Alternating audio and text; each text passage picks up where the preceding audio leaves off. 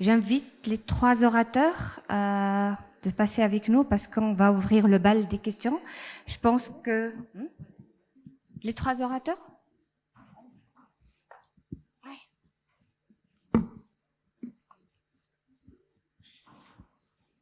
Donc c'est un sujet très intéressant, donc la maîtrise de la qualité. Dr Nesrine nous a déjà mis en place la nouvelle version, donc l'ISO 15189 version 2022. Et puis on a eu donc un survol de la phase préanalytique et la phase analytique. Donc Dr Nesrine, tout à l'heure il y avait une question par rapport à l'IA, si vous avez une réponse. Donc pour l'IA, validation de la méthode. Intelligence artificielle. Mais tout d'abord, on a l'organisme d'accréditation. Donc, bien sûr, c'est le premier intervenant pour accréditer donc les laboratoires dans toutes les méthodes. Et en plus, il faut intervenir des certificateurs pour l'intelligence artificielle. Donc, il faut intervenir les spécialistes. Spécialistes de dispositifs médicaux. Donc, ce seront les experts des algorithmes intelligence artificielle. Pour la Tunisie, donc, on a l'organisme d'accréditation, le TUNAC. En France, donc, c'est le COFRAC. Oui. Mais aussi, il faut bien sûr l'intervention des spécialistes d'intelligence artificielle. Ce sont des spécialistes de certification des dispositifs médicaux. Oui, exactement. Merci. D'autres questions?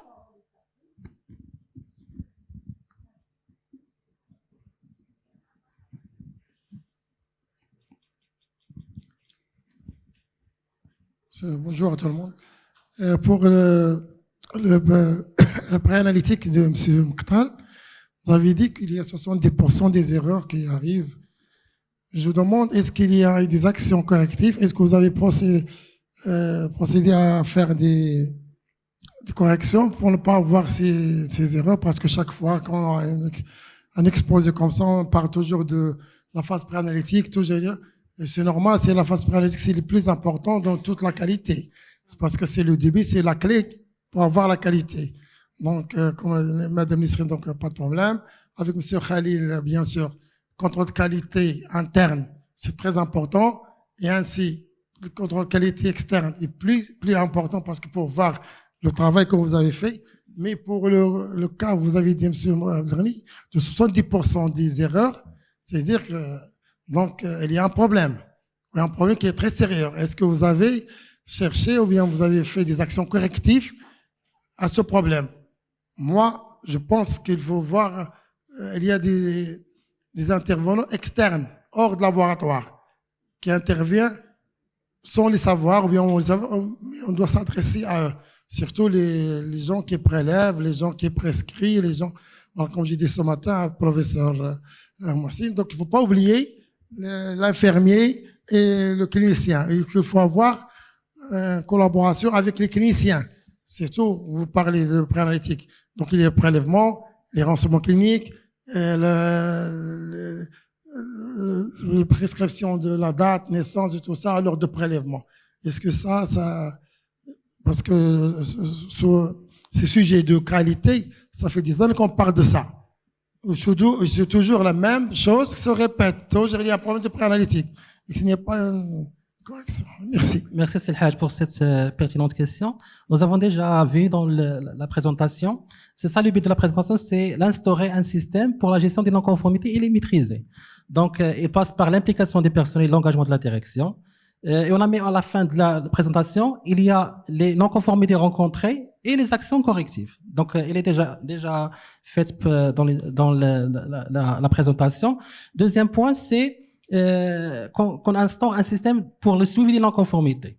Donc, le laboratoire doit signaler toute non-conformité pour faire l'action. Si la non-conformité n'est pas signalée, on ne peut pas la corriger le problème. Donc, il faut, première chose, c'est signaler les non-conformités, chaque laboratoire avoir soit un registre de non-conformité, s'il n'a pas le système informatique. Pour les laboratoires privés ou les laboratoires de CHI qui ont un système informatique intégré, il faut signaler l'inconformité au niveau du système informatique. Sinon, pour les laboratoires publics, nous, au laboratoire de biologie médicale de CHP Médina, on n'a pas le système informatique, mais on a un registre pour la traçabilité de non-conformité. Soit on reçoit des échantillons coagulés ou une prescription qui est incomplète, par exemple la manque de renseignements cliniques. Donc il faut travailler avec les moyens qu'on a pour maîtriser la non-conformité. Donc la première chose, c'est identifier la non-conformité et la tracer pour avoir des actions correctives. Si je peux me permettre, le maître mot, c'est la traçabilité. Donc, une fois que le laboratoire a identifié ces anomalies, ces non-conformités, il va établir les actions correctives.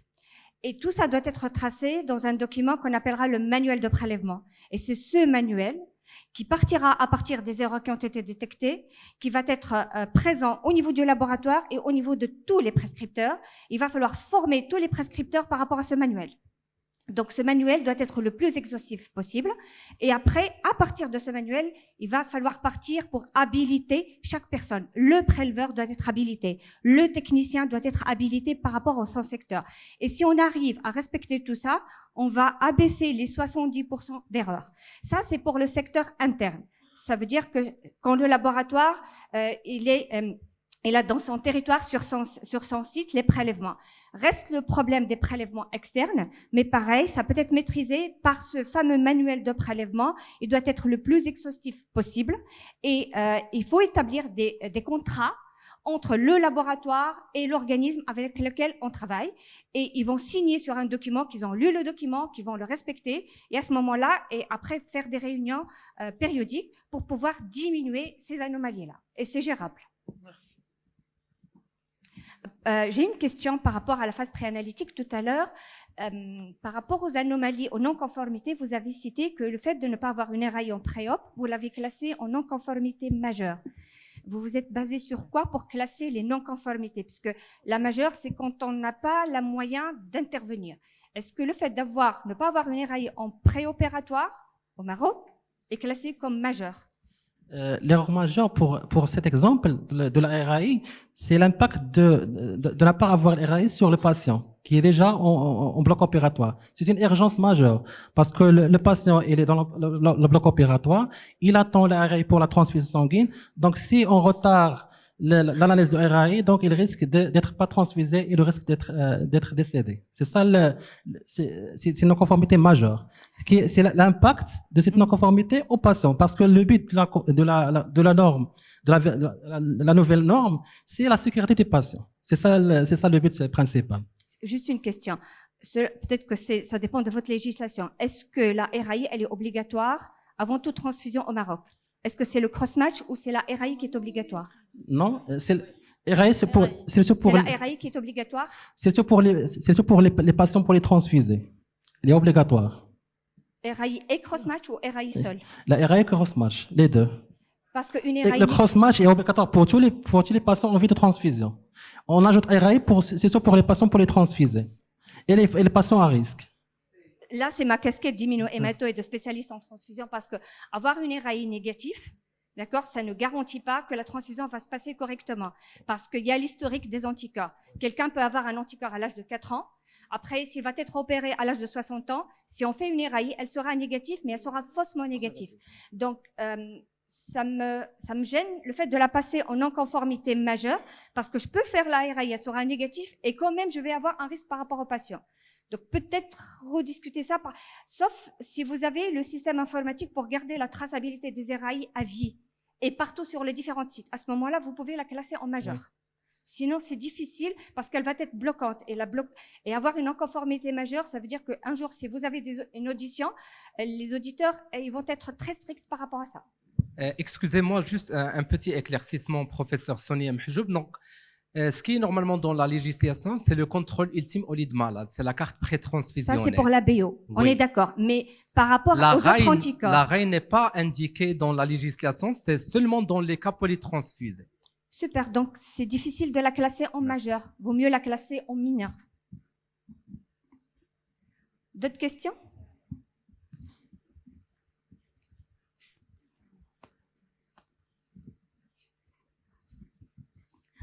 Tout d'abord, merci beaucoup pour vos prestations. Elles ont été claires et assez significatives. Tant que j'ai travaillé déjà en tant que responsable d'assurance qualité au sein d'un laboratoire qui était associé avec un clinique, donc on reçoit chaque jour des centaines d'analyses. Donc, on a régulièrement des non-conformités, et surtout dans la phase préanalytique, effectivement, surtout avec les services, la qualité des prélèvements, la nature de ça, l'étiquetage qui est vraiment très nécessaire.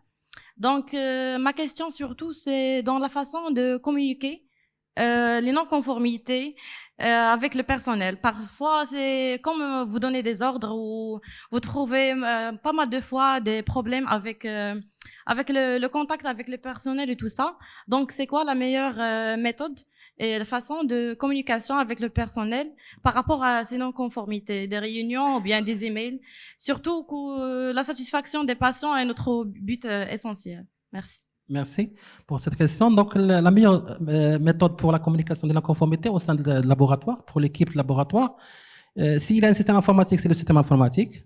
Donc, il y a une fiche de non-conformité informatisée qui, le technicien ou l'infirmier ou les personnes concernées par la conformité, il remplit la fiche de non-conformité et le responsable d'assurance qualité, il fait le suivre les actions correctives et il clôture la non-conformité. On peut faire, par exemple, des réunions périodiques pour sensibiliser les personnels de l'intérêt de signaler les non-conformités.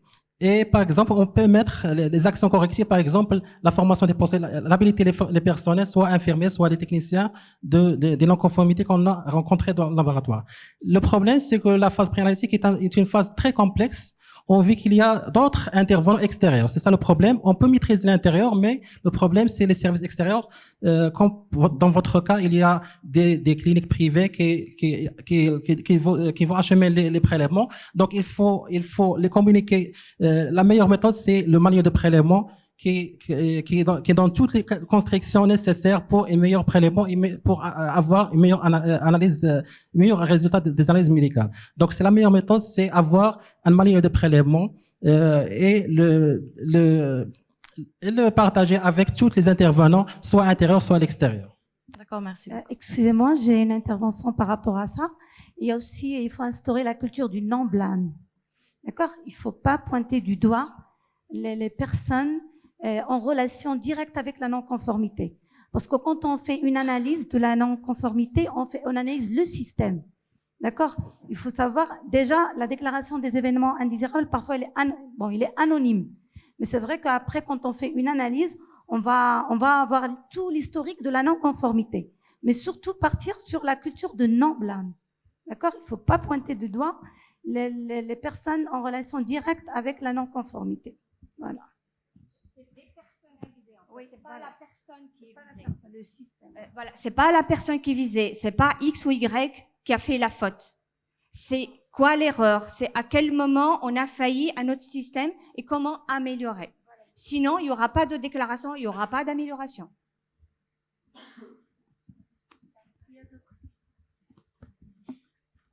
Bonsoir. Ma question, c'est pour Monsieur Khalil. Concernant le contrôle interne, est-ce que dans le cas où je trouve des erreurs, vous m'avez pas proposé des solutions pour corriger l'erreur, de deux, parmi surtout les paramètres biochimiques, d'après votre expérience, quels sont les paramètres les moins stables que vous le trouvez souvent? Pour moi, par exemple, je trouve le calcium et les lupases. C'est toujours la stabilisation est toujours instable. Donc pour vous, qu'est-ce que vous proposez pour moi comme solution? Pour la première partie, pour les corrections qu'on a montré tout à l'heure dans les diapos, ce sont par rapport aux erreurs Westgard qu'on a trouvées. Donc, si on a un 3S, 2S ou 4S, on utilise toujours tout ce qui est règle de rejet. Voilà. Donc, pour les autres, tout ce qui est 4.1S, 10X et 7T, on utilise tout ce qui est règle d'alarme, c'est-à-dire on valide la série et on suit l'erreur. Les règles de rejet, on arrête la série et on corrige instantanément l'erreur trouvée. Donc, pour les paramètres de biochimie, c'est selon la méthode analytique qu'on a utilisée. C'est pas donc le paramètre, on parle pas de paramètre le moins stable, c'est plutôt la technique qu'on a utilisée. Elle est moins performante, elle présente donc beaucoup d'erreurs, ou elle est performante et on a toujours donc une justesse et une donc fidélité importante. Voilà, c'est surtout par rapport à ça. C'est une méthode d'analyse. Merci. D'abord, je voulais dire bravo à tous les conférenciers pour vos conférences pertinentes et détaillées. Ma question, c'est pour Monsieur Martel. Est-ce que vous avez peut-être des études ou des statistiques sur les non-conformités détectées? Je parle sur dans votre laboratoire, et quelles sont les méthodes adoptées pour éliminer ces erreurs? C'est-à-dire quelques exemples, si vous avez bien sûr des études faites sur ça. Pour notre laboratoire, on a déjà fait une étude, ça fait 2 ans, en 2020. Une petite étude au niveau de notre hôpital. On a détecté plusieurs non-conformités, erreurs d'étiquetage. On reçoit des sangs, par exemple, des sangs coagulés NFS, sangs coagulés. Donc, la majorité des cas, ce sont des erreurs en rapport avec le prélèvement, la qualité liées du prélèvement. Au tube, c'est-à-dire liées au tube. Au tube, exactement. Justement, j'ai posé cette question parce que nous, par exemple, nous avons fait une étude récemment. C'est plutôt les erreurs liées au tube. Les tubes coagulés, les tubes hémolysés, non étiquetés, c'est plutôt ce genre d'erreur. Donc, je voulais savoir quelle est la méthode adoptée pour qu'est-ce que vous avez fait pour minimiser ou pour corriger plutôt ces erreurs. Est-ce que vous avez fait c'est-à-dire des formations pour le personnel? Quelle est Pour nous, il y a deux types de prélèvements qu'on reçoit. Il y a des prélèvements internes au niveau de laboratoire. On a une unité de prélèvement. Il y a des prélèvements des services hospitaliers. Pour les prélèvements qu'on reçoit au niveau de l'unité de laboratoire, on a corrigé ce problème par l'instauration et formation de personnel infirmier des techniques de prélèvement et l'utilisation de matériel adéquat. En 2018-2019, tous les laboratoires, je pense, et les services hospitaliers travaillent avec les seringues pour les prélèvements. Il est interdit normalement. Il est inconsidérable de travailler avec les seringues. Il faut travailler sur les vacuoténaires pour minimiser le risque d'hémolyse et le risque de coagulation. Deuxième chose, pour les services hospitaliers, on a fait des formations de sensibilisation du personnel. Même après la formation des personnels infirmiers au niveau des services, on reçoit toujours des prélèvements. On a toujours des prélèvements. Soit on reçoit, par exemple, des prélèvements dilués à cause de la perfusion pour le cas des NFS, soit on reçoit des prélèvements coagulés ou des quantités insuffisantes. Donc, toujours, on a des problèmes, surtout avec les services hospitaliers, parce que, il y a des changements de personnel. Il y a toujours des personnels de nouveau recrutés. Donc, on est toujours dans la démarche d'amélioration continue. Toujours, on sensibilise le personnel pour avoir des prélèvements en bonne qualité. Merci.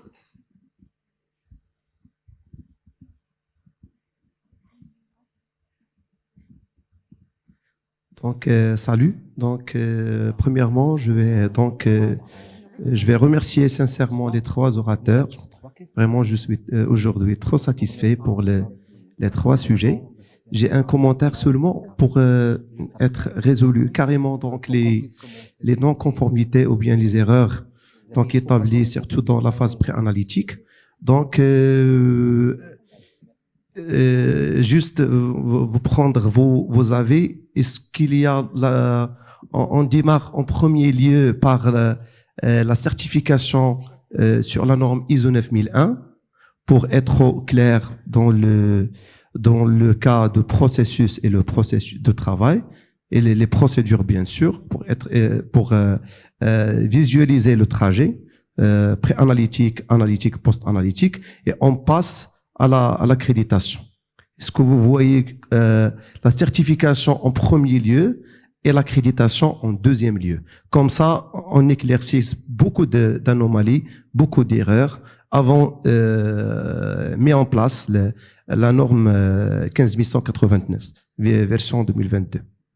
Je vois que tous les laboratoires est trop clair dès le début par la certification. C'est le système de management de la qualité totale est trop clair. Il faut éclaircir tous les processus et les procédures de travail dans les 3 phases de laboratoire et surtout la phase pré-analytique. Et on passe clairement dans l'accréditation. D'accord. Avoir une certification donc ISO 9001, bien sûr, c'est une initiative, donc ça facilite l'accréditation, puisque la documentation est préparée, l'état des lieux, etc. Mais on peut passer directement à l'accréditation. Donc la différence là, c'est surtout sur la validation de méthode. Donc il faut exactement les نركزوا donc à l'accréditation de méthode اللي نخدموا بهم. Sinon si la documentation ليغلا les méthodes اللي نخدموا بهم كل validées ولي analyses des risques كل شيء معمول خاطر déjà هي l'ISO 15189 c'est l'ISO maintenant 9001 avec la compétence exactement ça totalise l'ensemble des 2 normes exactement. Donc on peut passer directement à l'accréditation.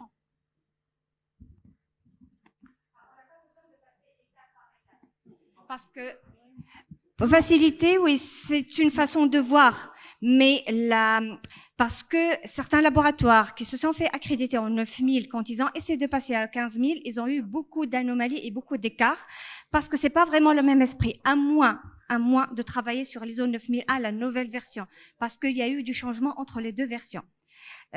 Certains laboratoires qui se sont fait accréditer sur l'ancienne version 9000, quand ils ont essayé de se faire accréditer sur la 15000, ils ont eu beaucoup d'écarts alors qu'ils sont passés conformes avec la 9000.